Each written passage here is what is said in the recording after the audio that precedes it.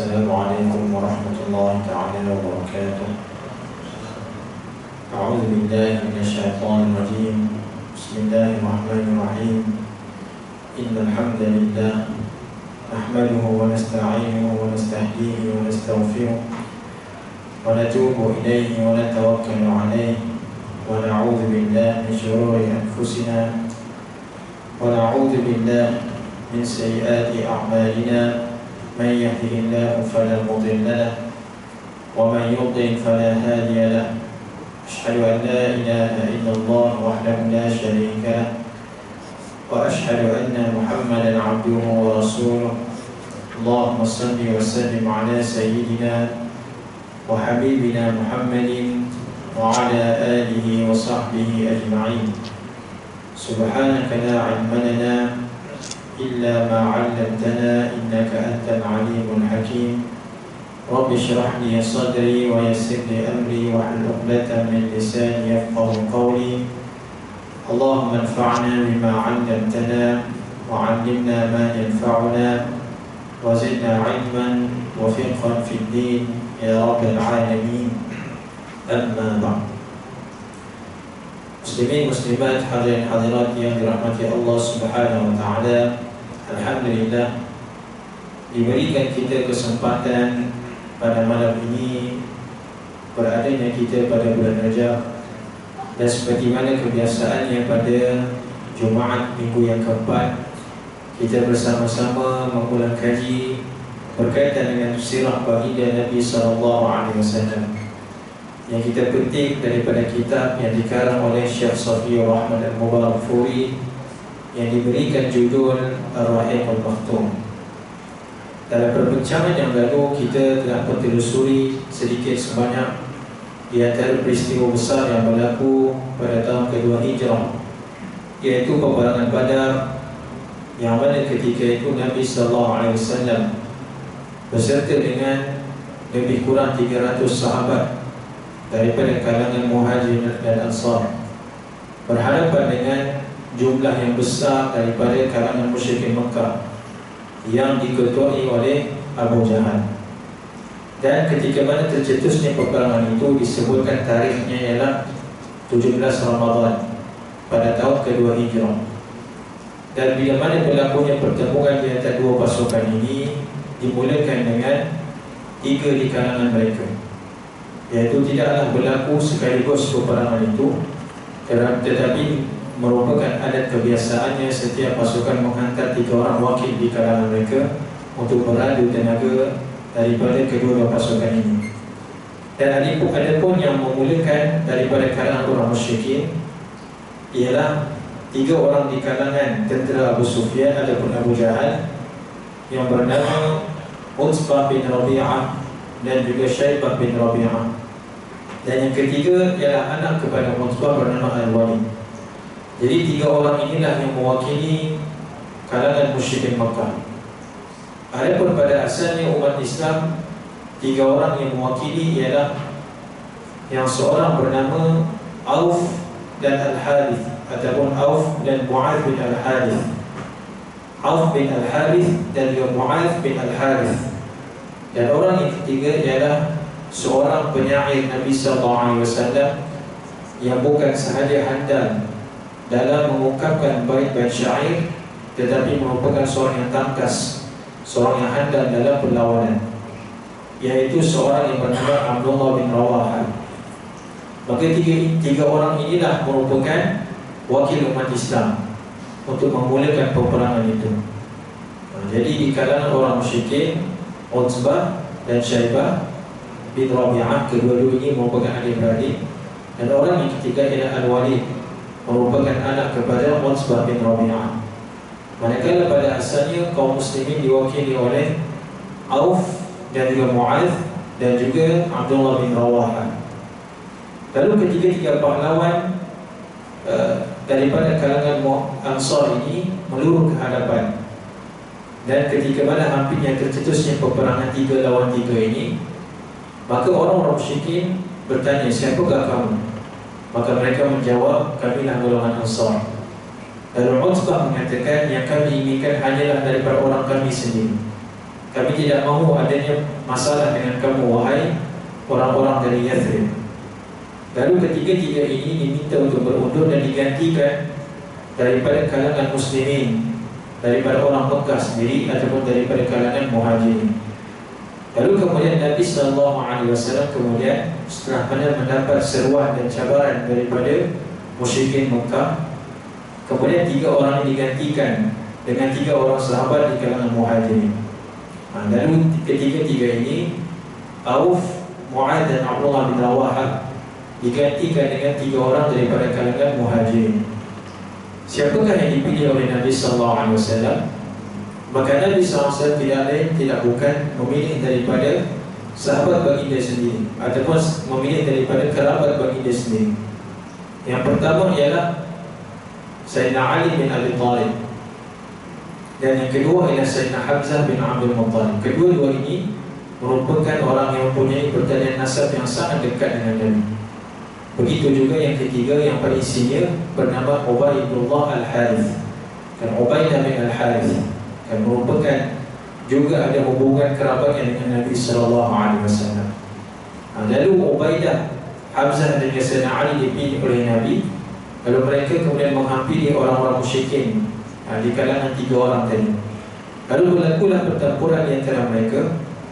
Ubaidah bin Al-Harith yang tertua di kalangan mereka menentang Utbah, manakala Syaibah ditentang oleh Sayyidina Hamzah bin Abdul Muttalib, manakala yang ketiga iaitu Sayyidina Ali bin Abi Thalib menentang Al-Walid bin Utbah.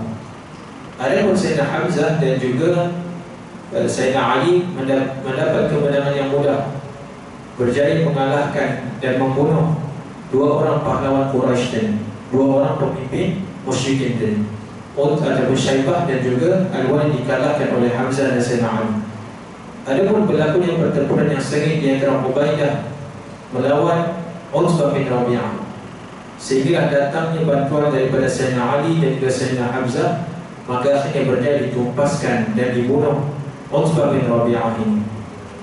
Adapun Ubaidah juga mengalami kecederaan, sehingga kan setelah mana pertempuran itu, Sayyidina Hamzah dan Sayyidina Ali mengusung Ubaidah yang dikatakan terputus sebelah tangannya. Terputusnya tangan Ubaidah ini daripada pertempuran sengit dengan Utbah bin Rabi'ah. Dalam keadaan tercedera begitu, Ubaidah masih dapat bertahan sehinggalah akhirnya beliau gugur di tempat namanya As-Safra selepas 4 atau 5 hari peperangan Badar, iaitu ketika mana umat Islam kembali semula ke Madinah, perjalanan kembali ke Madinah Al-Munawwarah. Rentetan daripada 3 ataupun perlawanan ini, 3 lawan 3 ini, Sayyidina Ali bin Abi Thalib pernah menyebutkan bahawa adanya ayat Al-Quran Al-Karim yang diturunkan berdasarkan peristiwa mereka, iaitu pada surah Al-Hajj ayat ke-19, qauluhu ta'ala, hadani khasmani ikhtasamu fi rabbihim فالذين كفروا قطعت لهم ثياب من نار يصب من فوق رؤوسهم الحميم. Ayat ini Allah Subhanahu wa taala menyatakan itulah 2 pasukan, kata Allah Subhanahu wa taala. Kan 2 golongan yang saling berbantah-bantahan mengenai Tuhan mereka.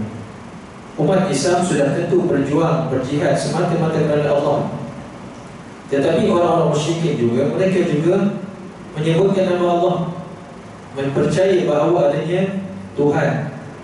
Mereka bila bersumpah dalam perkataan mereka sekalipun, maka mereka bersumpah dengan nama Allah. Cuma yang bezanya di antara muslimin dan musyrikin ialah yang berkaitan dengan orang-orang Islam menyebutkan Allah Subhanahu wa taala tidak ada sekutu baginya. Adapun orang musyrikin, bila ditanyakan kepada mereka siapa yang mencipta kamu, mereka menyatakan Allah, dan mereka beriktikad sembahan-sembahan mereka itu menyampaikan apa yang mereka hajati kepada Allah, menjadikan sembahan itu perantara mereka dengan Allah Subhanahu wa taala. Sedangkan Allah Subhanahu wa taala tidak memerlukan perantaraan. Adapun orang-orang musyrikin mengadakan perkara yang tidak disebutkan oleh Allah, mengada-adakan dan juga menisbahkan perkara yang tidak sepatutnya, tidak selayaknya kepada Allah Azza wa Jalla.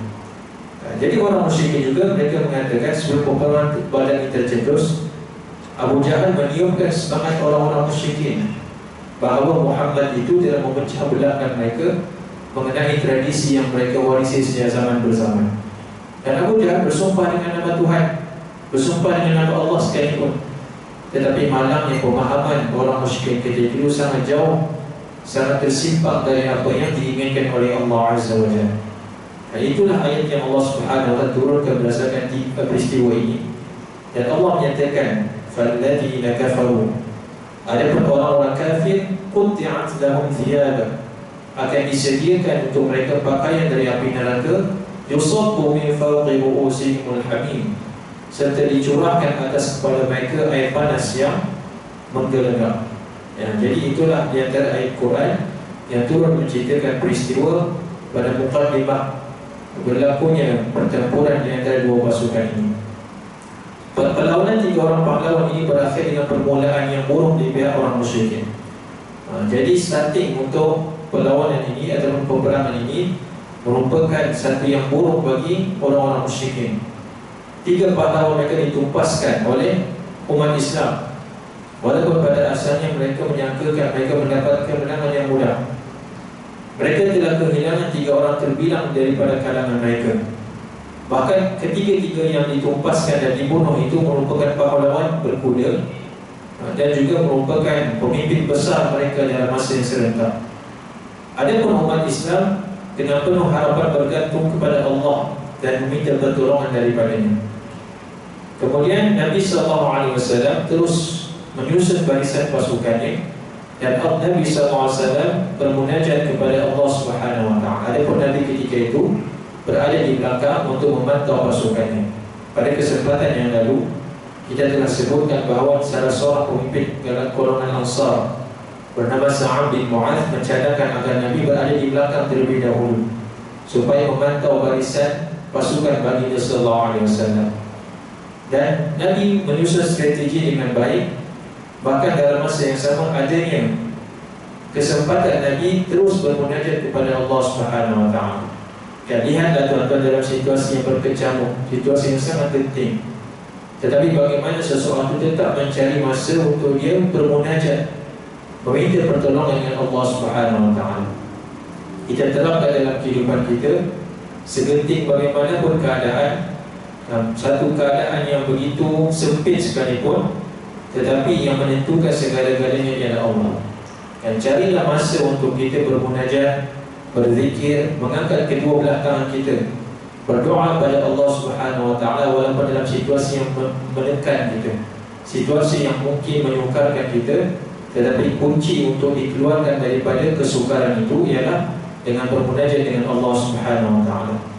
Dan di sinilah tuan-tuan Nabi SAW berdoa bersungguh-sungguh kepada Allah, sehingga mengalirnya air mata Nabi SAW.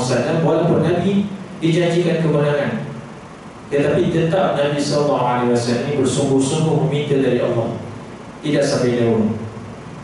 Sehingga kan Nabi SAW mengatakan, "Ya Allah, sekiranya Engkau tidak memberikan kemenangan kepada kami pada hari ini, maka tidak ada orang yang akan menyembah nanti." Betapa lihat kemenangan itu bukan semata-mata untuk pihak Nabi, tetapi Nabi SAW ingin menginginkan bahawa manusia itu agar mengabdikan diri pada Allah Subhanahu wa Ta'ala, bukan untuk kepentingan baginda, tetapi untuk menjadikan manusia ini mengesakan Allah Subhanahu wa Ta'ala. Sehingga kan khusyuknya Nabi SAW, maka terjatuhnya kain yang berada di leher Nabi SAW, dan kain selendang yang berada di atas Nabi terjatuh dan diangkat oleh Sayyidina Abu Bakar radhiyallahu anhu. Dan Sayyidina Abu Bakar mengatakan kepada Nabi dengan penuh hiba melihatkan akan keadaan Nabi yang begitu bersungguh-sungguh. Maka Sayyidina Abu Bakar radhiyallahu anhu menyatakan, "Cukuplah wahai Rasulullah, pastilah Allah Subhanahu wa Ta'ala akan mengabulkan permintaan Nabi." Dan datangnya jawapan daripada permohonan Nabi sallallahu alaihi wasallam. Kalau kita lihat dalam surah Al-Anfal, yang surah Al-Anfal maksudnya ialah harta rampasan perang. Kebanyakan ayat Al-Quran yang diturunkan itu menceritakan situasi yang berlaku pada peperangan Badar. Dalam ayat yang ke-12 Allah menyatakan, "Yuhi rabbuk ilal malaikati anni ma'akum fathabbitu alladhina amanu sa'ulqi fi qulubil ladhina kafaru ar-ru'b fadribu fawqa al-a'naq wadribu minhum kulla banan. Kata Allah, ingatlah ketika Tuhanmu mewahyukan kepada malaikat, sesungguhnya aku, yakni Allah, bersama kamu wahai malaikat, memberikan pertolongan kepada kaum muslimin. Maka teguhkanlah hati orang yang beriman. Adapun aku, kata Allah, akan mengisi hati orang yang kafir dengan rasa gerun. Maka peganglah leher mereka dan tetaplah setiap anggota yang di sendi mereka.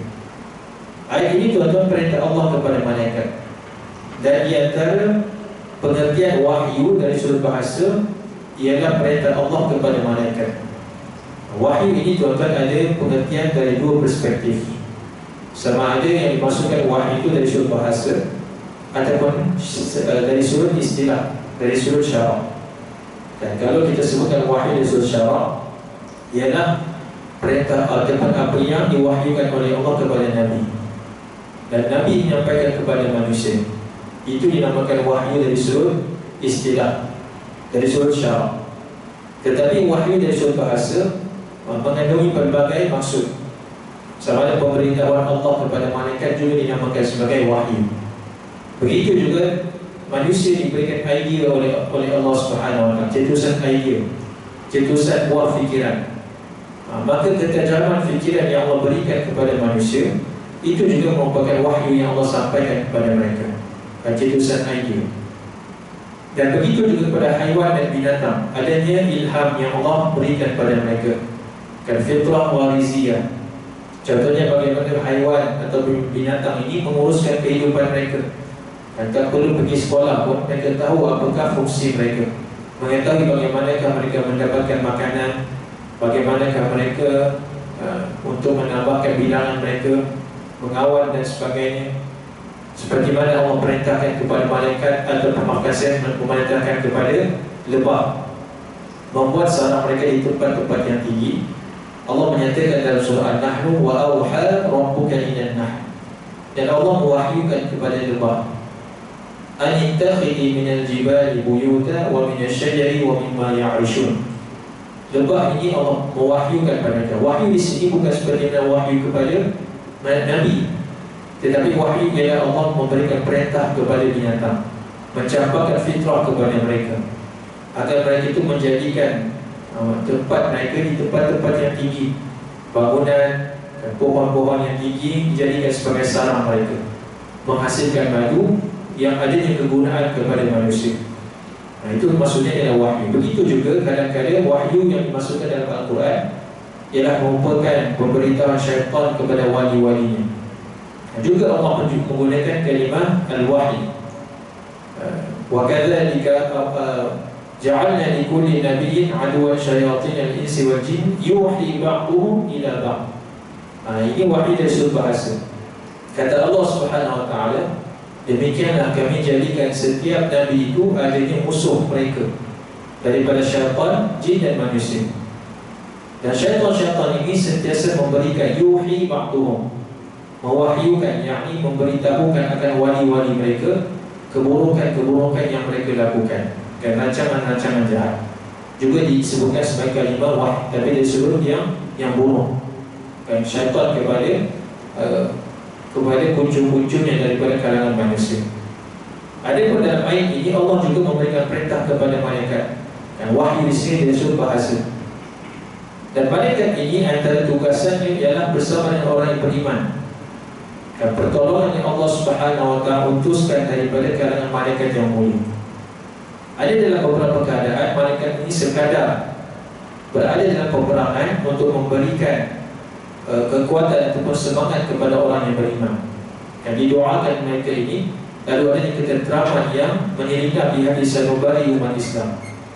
Tetapi ada beberapa peristiwa, contohnya peperangan Badar ini, malaikat bukan sahaja bersama dengan orang yang beriman, tetapi mereka juga melakukan serangan kepada orang-orang musyrikin Mekah, ataupun orang-orang musyrikin yang menjadi musuh dalam sesuatu kancah peperangan. Ada kadang-kadangnya tuan-tuan, ialah sekadar mereka meniupkan ketenangan kepada orang Islam, Tetapi dalam peperangan Badar ini ialah pertolongan komprehensif daripada malaikat. Bukan saja mereka diturunkan untuk bersama dengan kaum muslimin, tetapi mereka juga melakukan serangan kepada orang-orang musyrikin. Perintah Allah Subhanahu wa taala, Allah Subhanahu wa taala pada awalnya Allah memberikan rasa gerun dalam hati-hati pihak musuh. Adanya ar-ru'b. Ar-ru'b ini keraguan di hati orang-orang musyrikin yang menentang Nabi sallallahu alaihi wasallam. Bahkan malaikat Allah memberikan akses. Al-fadribu fawqa al-a'naq, pacunglah leher-leher mereka, wadribu minhum kulla banan, maka tetaplah setiap sendi mereka. Kemudian Allah Subhanahu wa taala juga menyatakan pada ayat yang ke-9, in tastaghithuna rabbakum, ingatlah wahai Muhammad, ketika kamu meminta pertolongan daripada Allah, fastajaba lakum, Allah Subhanahu wa taala mengabulkan permintaan kamu. Di antara mustajabnya doa, situasi yang menyebabkan doa kita itu potensi diterima oleh Allah sangat tinggi, ialah ketika mana berada dalam kancah peperangan, berada dalam situasi sangat getir, tetapi kita tidak lupa meminta pertolongan dengan Allah dengan bersungguh-sungguh. Kerana tuan-tuan, kadang-kadang doa itu dimustajabkan kerana hati kita sangat yakin, sangat terdesak untuk mendapatkan pertolongan Allah. Maka ketika itulah hati kita bulat, percaya dan yakin akan datangnya pertolongan Allah. Maka Allah mengabulkan permintaan mereka dengan Allah menghantar 1000 daripada kalangan malaikat. Anni umiddukum bi alfin minal malaikati muhdifin, aku akan menghantar 1000 tentera daripada malaikat yang datang secara murdifin, secara batch demi batch daripada malaikat. Tidak datang 1000 sekaligus, tetapi datang sedikit demi sedikit, menunjukkan yang pertolongan itu tidak putus-putus datangnya dari Allah Subhanahu wa taala. Maka Nabi SAW setelah mana kita ceritakan tadi, berdoa sehingga kan kain yang berada di atas Nabi terjatuh, dan Abu Bakar memberikan nasihat kepada baginda. Diriwayatkan Nabi terlelap buat seketika, mungkin dalam tempoh beberapa minit. Nah, dalam tidurnya Nabi SAW itu, Nabi diberikan wahyu oleh Allah Subhanahu wa taala. Kemudian baginda ringkas bangun, lalu tersenyum kepada Sayyidina Abu Bakar radhiyallahu anhu. Nabi menyatakan, absyir ya Abu Bakar, terimalah khabar gembira wahai Abu Bakar, Jibril akan datang melalui dina-dina yang penuh berdebu. Dalam riwayat menyebutkan, terimalah berita gembira wahai Abu Bakar, bantuan Allah telah sampai. Inilah Jibril yang telah memegang tali pengangkat kudanya seraya memacu di atas dina-dina yang penuh debu. Lalu daripada detik ini Nabi SAW kemudian terlibat secara langsung dalam peperangan. Nabi memakai baju besi dan kemudian mengambil segenggam tanah dari batu-batu kerikil, lalu menghadap ke arah pihak musuh, dan Nabi kemudian melemparkan debu yang digenggam oleh Nabi sebelum itu. Dan tidak ada pun seorang daripada kalangan musyrikin yang ada di situ, melainkan walaupun jarak yang begitu jauh, tetapi apa yang dilontarkan Nabi itu daripada pasir yang kerikil tadi mengena kepada pihak musuh. Jadi ini di antara perkara luar biasa yang berlaku, yang diizinkan oleh Allah Subhanahu wa taala terjadi.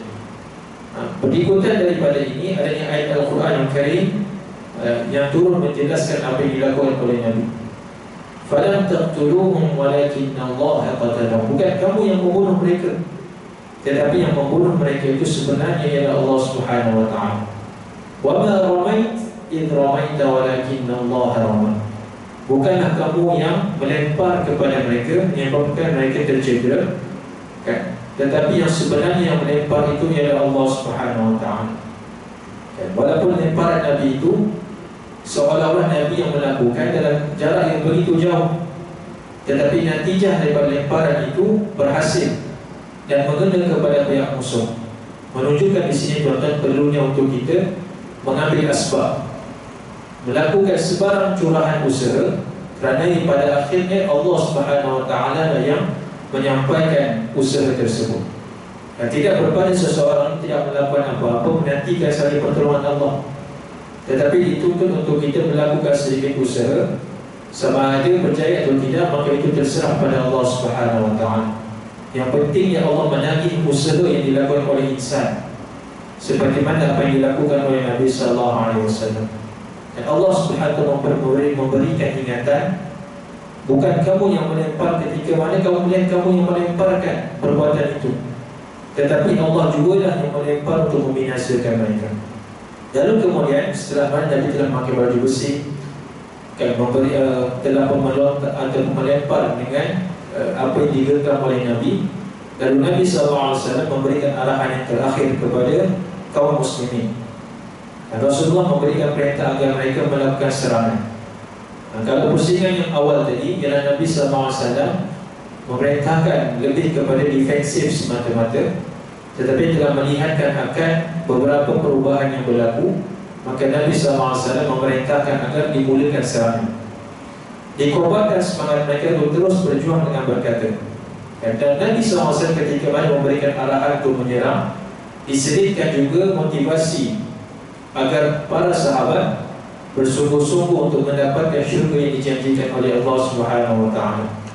Kata Nabi SAW ketika mana menyuruh mereka untuk terus berjihad, untuk melancarkan serangan, maka Nabi menyatakan sari'u ila jannah, bersegeralah berjuang untuk menuju ke syurga yang luas. Yang luas syurga itu bidang yang lebih hebat daripada langit dan bumi. Kata Nabi, bersegeralah kamu mendapatkan syurga yang bidang luasnya lebih hebat daripada langit dan bumi. Di sini tuan-tuan yang boleh kita pelajari bahawa tidak menjadi masalah sekiranya kita bermotivasi melaksanakan satu amalan kerana ingin mendapatkan kepentingan akhirat.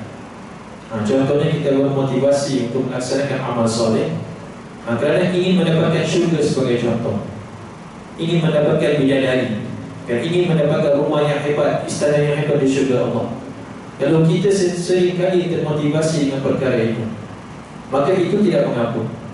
Kerana yang menjanjikan kelebihan-kelebihan itu juga ialah Allah Subhanahu wa ta'ala. Dan begitu ganjaran-ganjaran amal soleh yang kita laksanakan datangnya daripada Nabi SAW, maka itu juga merupakan serpihan daripada ikhlas yang dituntut untuk kita melaksanakan ketaatan pada Allah Subhanahu wa ta'ala. Tidak menjadi masalah. Kalau kita melaksanakan satu amalan, terdorongnya kita kerana ingin mendapatkan kelebihan akhirat dan syurga, pahala dan sebagainya.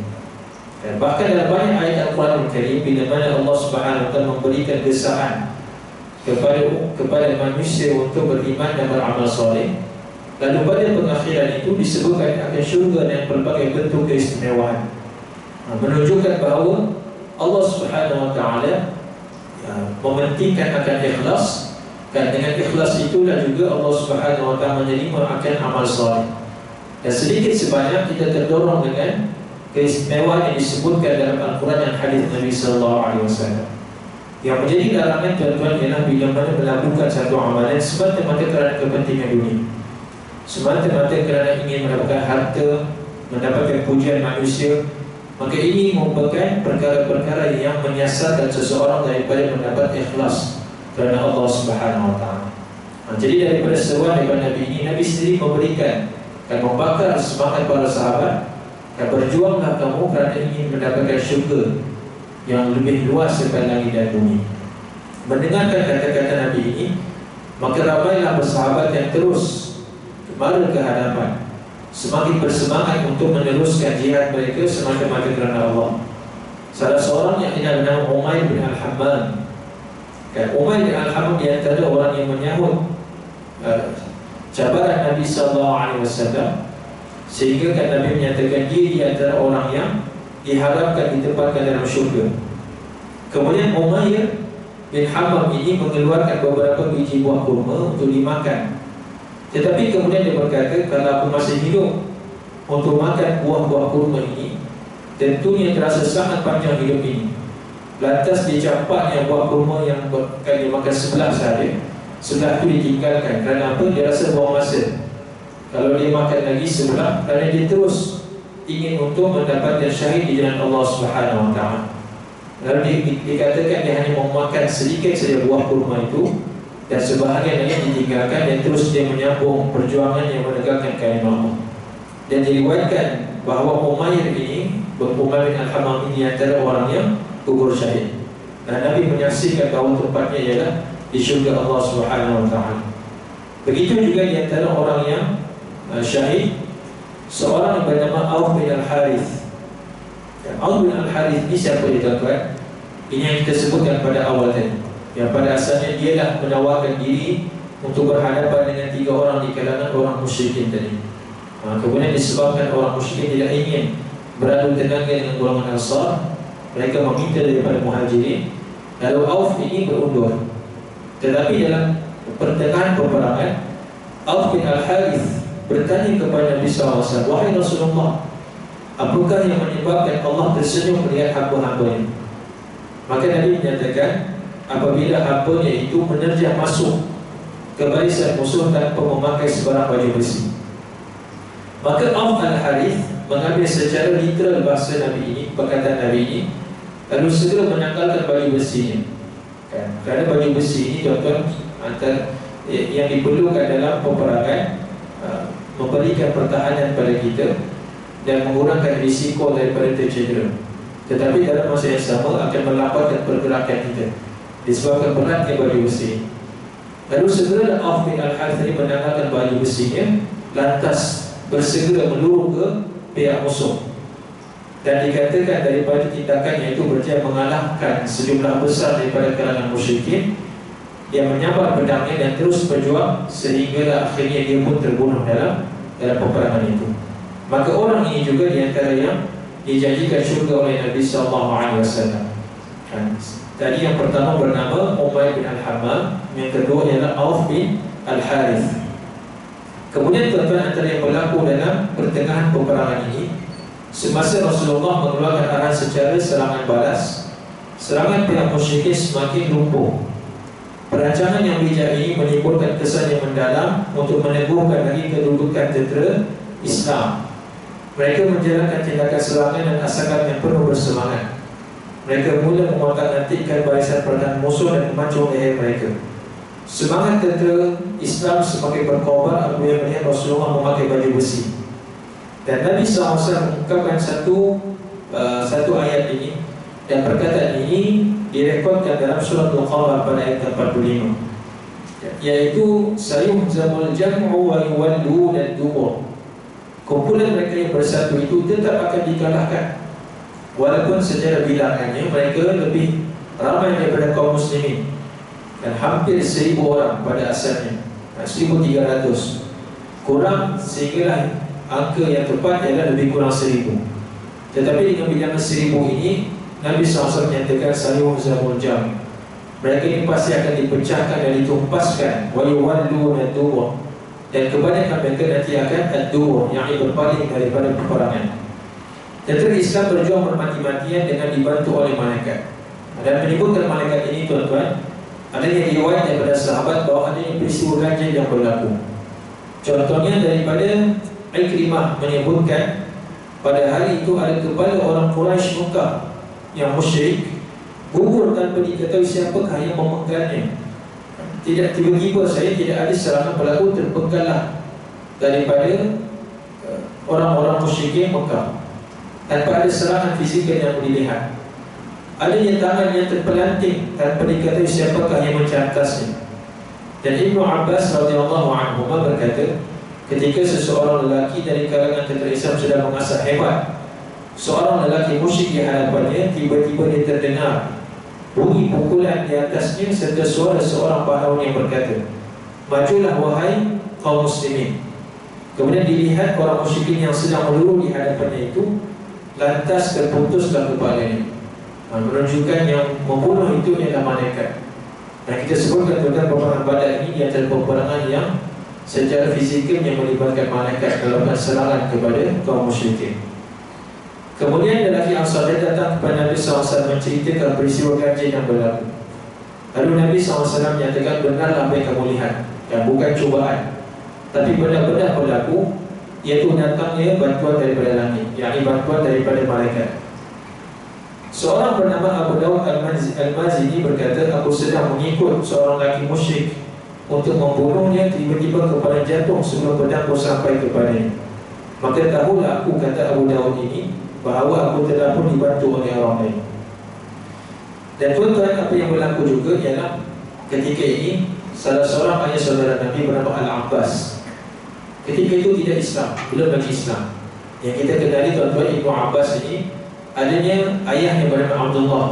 Dan Abdullah ada pembahas adanya ayah yang bernama Al-Abbas. Al-Abbas merupakan ayah saudara Nabi. Dalam peperangan Badar ini, Al-Abbas masih belum Islam dan berada di kem musyrikin yang diketuai oleh Abu Jahal. Di antara Abbas ini, dia Islam setelah pada peperangan Badar, tetapi dalam peperangan ini Al-Abbas dijadikan sebagai tawanan. Dan adanya seorang di kalangan Ansar klaim kepada Nabi bahawa dialah yang menangkap Al-Abbas. Tetapi Al-Abbas menceritakan, bukan kamu yang menangkap aku, tetapi ada seorang yang tidak pernah aku lihat akan susuk tubuhnya yang berjaya mengalahkan dan menumpaskan aku. Maka Nabi menyebutkan bahawa yang mengalahkan dan yang membantu menangkap Al-Abbas itu ialah daripada kalangan malaikat, bukannya daripada lelaki Ansar tadi. Jadi kemudian Al-Abbas ini tidak diapa-apakan kerana apa? Al-Abbas ini ayah saudara Nabi SAW. Dan Al-Abbas bukanlah terlibat dalam peperangan itu disebabkan permusuhannya kepada kaum muslimin, tetapi Al-Abbas dipaksa oleh Abu Jahal, menyuruh semua orang di kalangan orang-orang Mekah menyertai angkatan peperangan memerangi Nabi SAW. Dan dalam peperangan Badar ini juga adanya penglibatan iblis yang menyerupakan dirinya sebagai Suraqah bin Malik. Dan Suraqah bin Malik ini merupakan salah seorang daripada kalangan orang-orang Mekah yang memiliki kehandalan dalam berkuda dan juga seorang yang mahir dalam menggunakan pedang. Dan Suraqah ini seorang yang dihormati, dan iblis boleh menyerupakan dirinya dengan manusia. Lalu dipilih rupa iblis itu ialah seakan-akan Suraqah bin Malik tadi. Dan Suraqah ataupun iblis yang menyerupakan diri dengan manusia ini telah pun memberikan jaminan pada awalnya kepada orang musyrikin. Mereka berupaya untuk menumpaskan Nabi SAW. Tetapi tak kala melihatkan bahawa malaikat join sekali peperangan itu, maka iblis melarikan diri daripada kaum musyrikin Mekah.